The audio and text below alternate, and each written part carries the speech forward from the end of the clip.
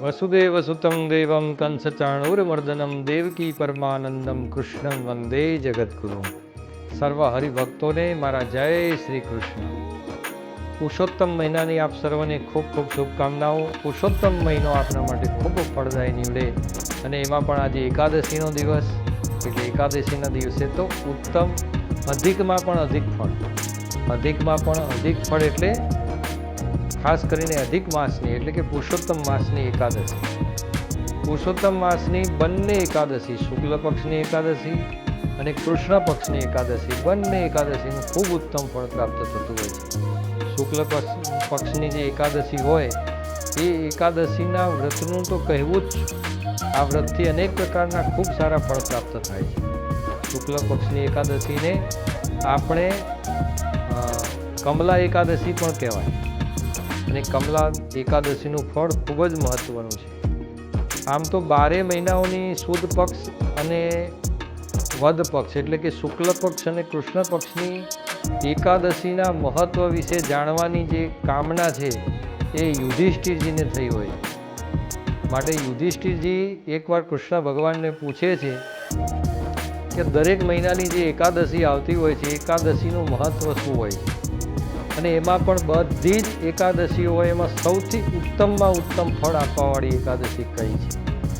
તે ભગવાન કૃષ્ણ કહે છે કે આમ તો બધી જ એકાદશી છે કે કોઈ પણ મહિનાની તમે એકાદશી કરો એ તમને ઉત્તમમાં ઉત્તમ ફળ આપે જ છે, પણ બધી જ એકાદશીની અંદર પણ જે વિશિષ્ટ મહત્ત્વ હોય તો એ છે પુરુષોત્તમ મહિનાની શુક્લ પક્ષ અને કૃષ્ણ પક્ષની એકાદશી.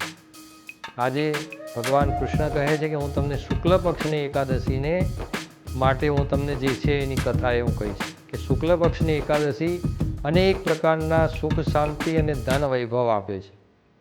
કારણ કે આ તો યુધિષ્ઠિરને આમ તો બહુ જાણવાની ઈચ્છા ના થાય, પણ જે આ કૌરવ અને પાંડવ બંને વચ્ચે જે આ તમે જોયું હશે કે બંને વચ્ચે આ જે એમના મેન ભ્રાતા જે કહેવાય પાંડવોના શ્રેષ્ઠ અને કૌરવોના શ્રેષ્ઠ, આ બધા ધૃતરાષ્ટ્રને બહુ માનતા અને ધૃતરાષ્ટ્ર ત્યાંના જે કહેવાય કે કૌરવ કુળના રાજા એટલે કે આખું આમ તો જે એમનું કૌરવો કહેવાય એ કૌરવોના રાજા કહેવાય.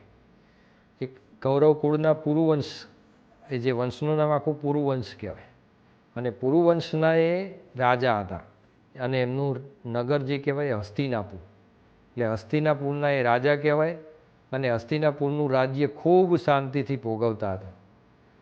અને એ જે હસ્તિનાપુરનું રાજ્ય એમને મળ્યું હતું એ વાસ્તવમાં હતું પાંડુ રાજાનું, પણ પાંડુ રાજા જે હતા એ એમને પીળિયો થયેલો એટલે થોડો સમય વનમાં ગયા અને આ રાજ્ય એમને આપ્યું. પછી વનમાં ગયા અને ત્યાં ઋષિમુનિનો શ્રાપ લાગ્યો, એ શ્રાપ લાગ્યો એટલે પછી પાછા નગરમાં આવ્યા અને કહ્યું ભાઈ ઋષિમુનિનો શ્રાપ લાગ્યો છે એટલે હવે હું વનમાં જાઉં છું અને તમે શાંતિથી આ રાજ્ય છે ભોગવો અને જ્યારે મારા સંતાનો મોટા થાય ત્યારે આ રાજ્ય એમને આપજો. એટલે એક રાજ્યના કાર્યભાર સંભાળવાની દૃષ્ટિએ જે છે આ ધૃતરાષ્ટ્ર રાજ કરતા હતા. પણ પાંડવ કુળના મુખ્ય અધિષ્ઠા કોઈ ગણાતા હોય તો એ છે યુધિષ્ઠિરજી. હવે યુધિષ્ઠિરજી જ્યારે રાજ્ય માગવાનો સમય આવ્યો ત્યારે આખું હસ્તિનાપુર છે એના 2 ભાગ કરી દીધા અને જે એક ભાગ જે હસ્તિનાપુર હતો એ દુર્યોધન માટે રાખ્યો અને બીજો જે ભાગ હતો જે ખાંડવપ્રસ્થ કહેવાતું એ ખાંડવપ્રસ્થ જે છે આ પાંડવોને આપ્યું. પછી ભગવાન શ્રી કૃષ્ણની કૃપાથી એક ખાંડવપ્રસ્થમાંથી ઇન્દ્રપ્રસ્થ બનાવ્યું, કારણ કે ઇન્દ્રલોક જેવું આખું એ ખાંડવપ્રસ્થ બનાવ્યું હતું એટલે એનું નામ ઇન્દ્રલોક પડ્યું. તો આવી રીતે જ્યારે ઇન્દ્રલોક બન્યું અને એની નગરની સુંદરતા હાના બધું જોયું એટલે દુર્યોધનને એ પણ પચાવી લેવાની દાનત થઈ અને એના માટે સોગઠા રમવા માટે યુધિષ્ઠિરને આમંત્રણ આપવામાં આવે છે અને જે દ્યુત ક્રીડા કરે છે દ્યુત ક્રીડાની અંદર જ્યારે યુધિષ્ઠિર બધું જ હારી જાય છે અને વનનો સમય હોય છે ને વનમાં બધું ભોગવતા હોય છે ત્યારે ઘણું બધું કૃષ્ણ ભગવાન પાસેથી યુધિષ્ઠિરજી જ્ઞાન પ્રાપ્ત કરે છે. કારણ કે દુઃખના દાડા હોય ત્યારે શું કરવું શું ના કરવું એના વિચારો આવે. કોઈ માણસ સુખી હોય અને જો આવા વિચારો આવે તો બહુ ઉત્તમ કહેવાય, પણ દુઃખના સમયની અંદર તો વિચાર અવશ્ય આવે કે મારી પરિસ્થિતિ કઈ રીતે બદલાય. ત્યારે અધિક મહિનાનું ફળ જે છે એ કૃષ્ણ ભગવાન છે એ પાંડવોને કહે છે અને એ પ્રમાણે પાંડવો પણ અધિક મહિનાનું વ્રત કરે છે. અને એ જ પ્રમાણે યુધિષ્ઠિરજીના કહેવાથી કે ભાઈ એકાદશીનું મહત્ત્વ શું હોય, ત્યારે કૃષ્ણ ભગવાન જે છે એ શુક્લ પક્ષની એકાદશી, જેને કમલા એકાદશી કહેવાય છે, એનું મહત્ત્વ જે છે યુધિષ્ઠિરજીને સમજાવે છે કે આ કમલા એકાદશી કરવાથી ધન ધાન્ય સુખ સંપત્તિ બધું જ પાછું મળે છે. કે એ રાજન, તમારું જે રાજ્ય તમારા હાથમાંથી જતું રહ્યું છે એ પણ જો કમલા એકાદશીનું વ્રત કરવામાં આવે તો એના દ્વારા તમને પાછું મળશે. એટલે કે ગયેલું કોઈ પણ પ્રકારનું સુખ હોય તો એ પાછું મળે છે. એ જ પ્રમાણે કમલા એકાદશી કરવાથી જીવનમાં પણ સારામાં સારા પરિણામો પ્રાપ્ત થાય છે. ધન સંપત્તિ વૈભવ આ બધું જ બહુ જ સારું મળે છે. સાથે સાથે યશ અને કીર્તિ પણ સારા મળે છે. તો આ જે યુધિષ્ઠિરજી કહે છે કે આ વ્રત પહેલાંના જમાનામાં કોઈએ કરેલું અને જેને કર્યું એને કેવા ફળ મળે એ બધું કંઈક જાણવાની ઈચ્છા રાખું છું. માટે ભગવાન હે નારાયણ, હે પુરુષોત્તમ, તમે કૃપા કરી અને મને આ કમલા એકાદશીનું વ્રત કોને કર્યું હતું અને એને કેવું ફળ મળ્યું એ મને જાણવાની ઈચ્છા છે, તો મને કૃપા કરીને કહો. ત્યારે કૃષ્ણ ભગવાન કહે છે કે ઘણા સમય પહેલાંની વાત છે કે પૂર્વ સમયમાં એક ઉજ્જૈન નામનું નગર હતું અને ઉજ્જૈન નામના નગરની અંદર એક બ્રાહ્મણ કુળ, અને બ્રાહ્મણ કુળની અંદર એક બ્રાહ્મણ ખૂબ શાંતિથી રહેતો હતો. અને આ જે બ્રાહ્મણ છે એનું નામ શિવવ્રત નામનો બ્રાહ્મણ હતો. એ ખૂબ સારી રીતે ભગવાન શિવની પૂજા કરતો અને આ ઉજ્જૈન નગરમાં રહેતો. આ બ્રાહ્મણને 5 દીકરાઓ, એમાં જે 4 દીકરાઓ હતા એ તો પિતાના કહ્યા પ્રમાણે ચાલતા અને સદવૃત્તિવાળા, જે કંઈ પણ કર્મકાંડ કરે, પૂજાપાઠ કરે અને એમાં જે કંઈ પણ દાન દક્ષિણા મળે એની અંદર એ દાન દક્ષિણમાંથી સંતોષી રીતે પોતાનું જીવન જીવતા હતા. પણ જે 5મા નંબરનો દીકરો હતો એ આવું કર્મકાંડ કોઈ કરતો નહીં, વેદ મંત્રો ભણેલો નહીં અને બધું એનું જીવન છે એને સમગ્ર વ્યર્થ જ કાઢેલું. એવો મિત્ર સંગ થઈ ગયેલો કે મિત્ર સંગના કારણે ન કરવાના કાર્યો પણ એને કરે. એટલું જ નહીં, પણ ઘરની અંદર પણ બધાને રંજાડતો, બધાને દુઃખ થાય એવા વાક્યો બોલતો, બધાને દુઃખ થાય એવા કૃત્ય અને કાર્ય કરતો.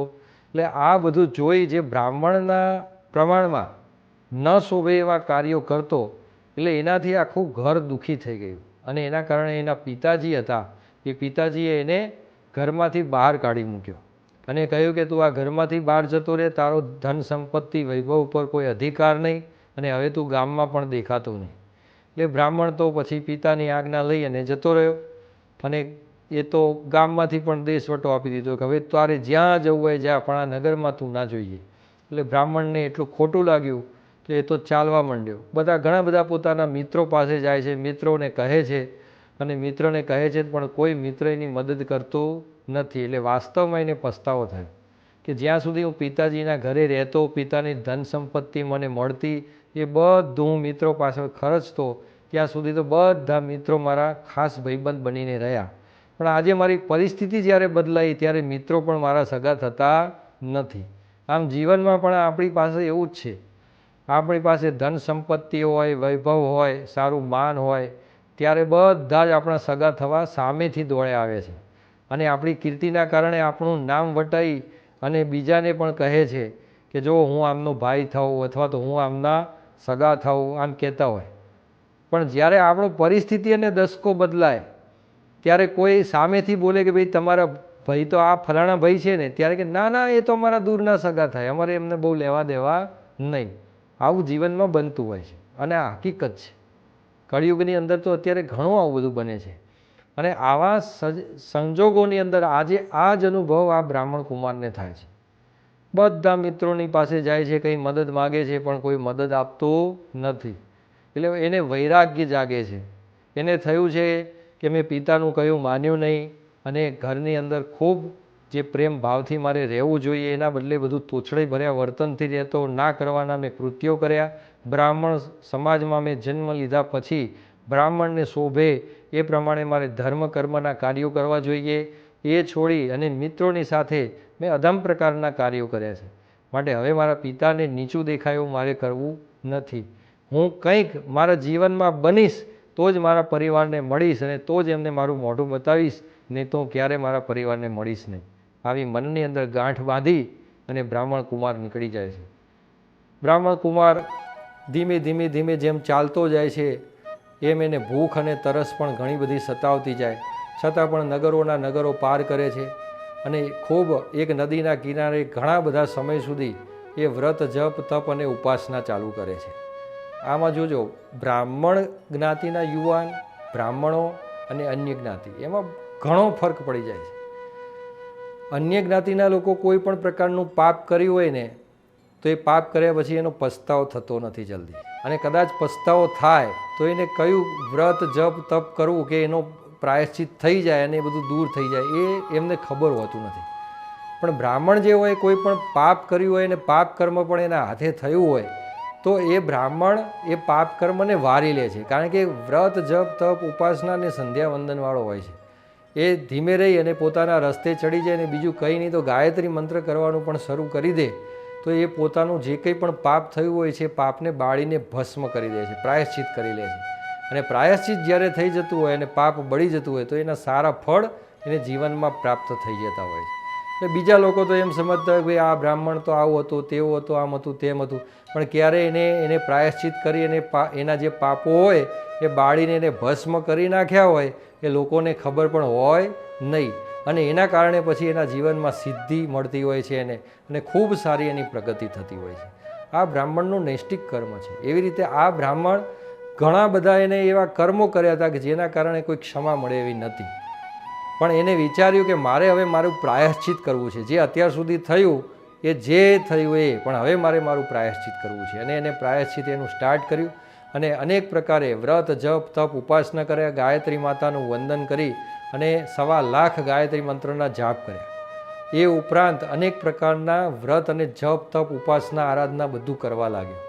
એ આ બધું કરતાં કરતાં ધીમે ધીમે 1 મહિનો 2 મહિના 3 મહિના મહિનાઓ જતા અને સમય જતાં ક્યાં વાર લાગે છે, વર્ષોના વર્ષ વીતી ગયા અને એવામાં અધિક માસ આવે છે. અધિક માસ આવે છે એટલે બ્રાહ્મણ અધિક માસ કરવાનો વિચાર કરે છે. નદીના કિનારે તો રહેતો જ હોય છે, રોજ નદીએ જાય, નહાય અને નહીં ધોઈ અને ભગવાન જે છે પુરુષોત્તમ ભગવાનની ઉપાસના કરે, આરાધના કરે અને ઓમ નમો ભગવતે વાસુદેવાય મંત્રના મંત્ર જાપ કરે, બને એટલી ગૌ સેવા કરે. આવી રીતે એક દિવસ આ બ્રાહ્મણ કુંવર ધીમે ધીમે પોતે જ્યાં રહેતો હોય છે ત્યાંથી ઘણા દૂર આશ્રમે એને જવાની ઈચ્છા થાય છે દર્શન માટે. એક સંત મહાત્મા આવ્યા હોય છે કે ભાઈ એમના દર્શને જવું, પણ સંત મહાત્માના આશ્રમે પહોંચતા પહોંચતા તો એ ભૂખથી અને તરસથી આકુળ વ્યાકુળ થઈ ગયો હોય છે. પણ એ દિવસે અધિક માસની કમલા એકાદશી ચાલતી હોય છે અને ત્યાં કમલા એકાદશીનું મહાત્મ્ય ચાલતું હોય છે. સંત મહાત્મા કહેતા હોય છે કે ભાઈ કમલા એકાદશી કરવાથી કેવા કેવા જીવનમાં ફળ પ્રાપ્ત થાય. ત્યારે આ બધી વાત અને કથાઓ સાંભળે છે એટલે કમલા એકાદશી આજે જ છે અને આજે મારાથી કંઈક સવારનું ખવાયું નથી એને ખબર પડે છે. ત્યારે એની ભૂખ બધી મટી જાય છે. એને થાય છે કે ભાઈ હું પ્રાયશ્ચિત તો કરી જ રહ્યો છું અને એમાં પણ આજે કમલા એકાદશી છે તો આનું વ્રત મને કરવા દે. એટલે એ આખો ભૂખ્યો સૂઈ જાય છે અને આખી રાત જે છે એ પણ ભૂખમાં કાઢી દે છે. ત્યારે સવારે પરોઢનો સમય હોય છે ને એવા પરોઢના સમયની અંદર માં લક્ષ્મી માતા આવે છે અને એને સ્વપ્ન આપે છે કે બેટા, હે બ્રાહ્મણદેવ, તમે ઉઠો, જાગો.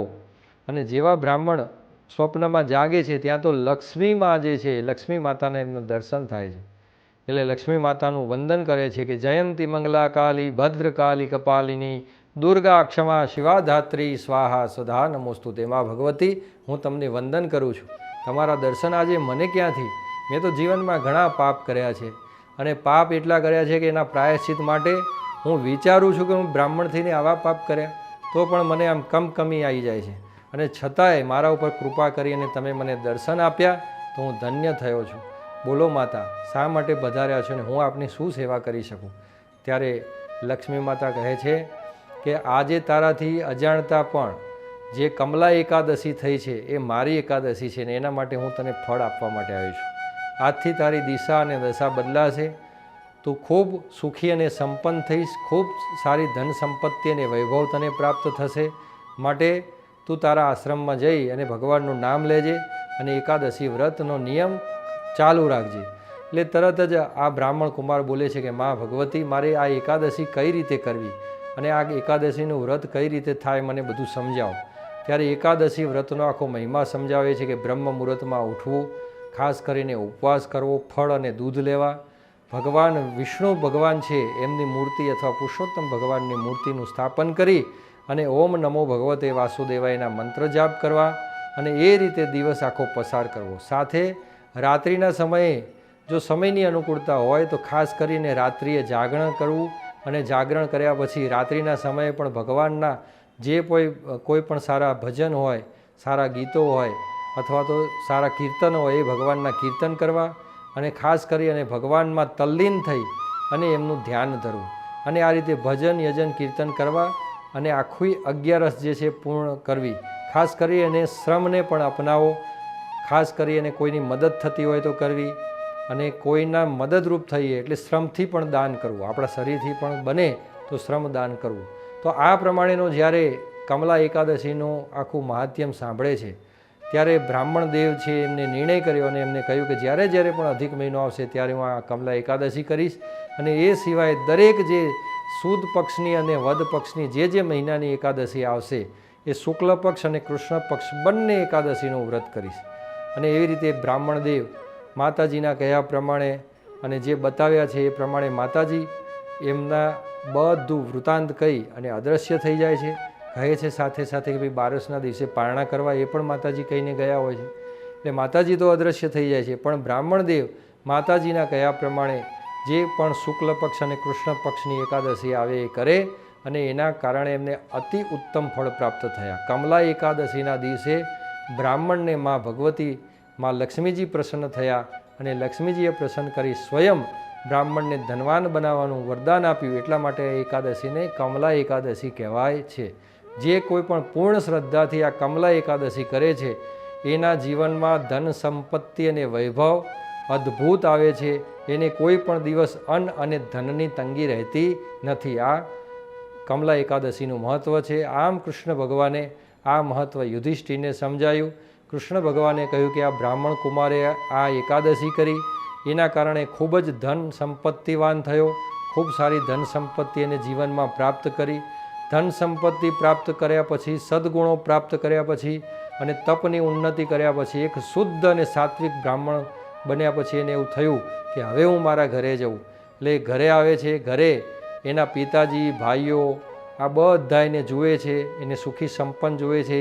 એ બ્રાહ્મણ એની સાથે ઘણા બધા એમના શિષ્યો હોય છે, શિષ્યોને લઈ અને પોતાના ઘરે મળવા આવ્યા હોય છે. એટલું જ નહીં પણ ધન સંપત્તિ વૈભવ લઈને પણ પોતાના ઘરે આવ્યા હોય છે.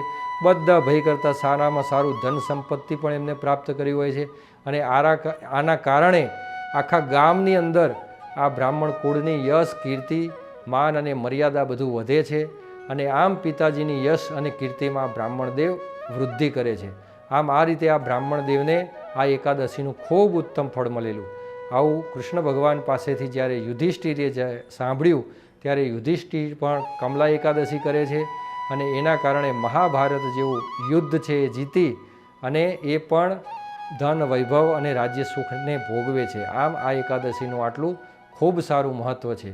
આ એકાદશી યુધિષ્ઠિરને જેવી ફળી, જેવી રીતે આ બ્રાહ્મણ કુમારને ફળી, એવી જ રીતે આ એકાદશીનું વ્રત તમે કરો અને તમને પણ ખૂબ સારા ફળ આપે એવી મારી અંતર આત્માનો ભાવ અને મારા અંતર આત્માના આશીર્વાદ. જય શ્રી કૃષ્ણ.